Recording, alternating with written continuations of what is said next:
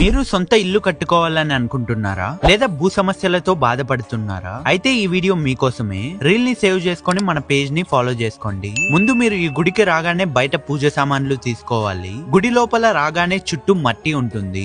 ఈ మట్టిని కవర్ లో 3 పిడికెళ్లు వేయాలి. దీనితో పాటు మీరు ఇటుకని కూడా తీసుకొని వెళ్ళవచ్చు. గుడి బయట టెంకాయ కొట్టి దేవుడిని ప్రార్థిస్తూ గుడి చుట్టూరు 11 ప్రదక్షిణలు చేయాలి. తరువాత పూజకి టోకన్ తీసుకొని పూజలో మనం తీసుకువచ్చిన వస్తువులను పెట్టి పూజిస్తారు. పూజ అనంతరం భూ వరాహస్వామి దర్శనం పొందవచ్చు. బయట రాగానే అన్న ప్రసాదం ఉంటుంది. ఇందులో మనకి పెరుగన్నం వాంగీబాత్ పెడతారు. చాలా బాగుంటుంది. ఇక్కడే మీరు భూ వరాహస్వామి ఫోటోని తీసుకొని ఫ్రేమ్ చేసుకోవచ్చు.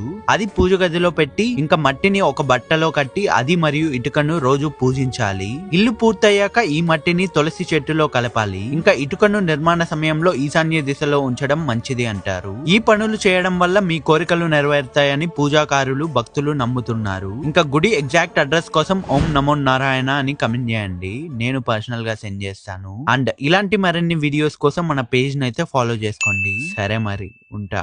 బో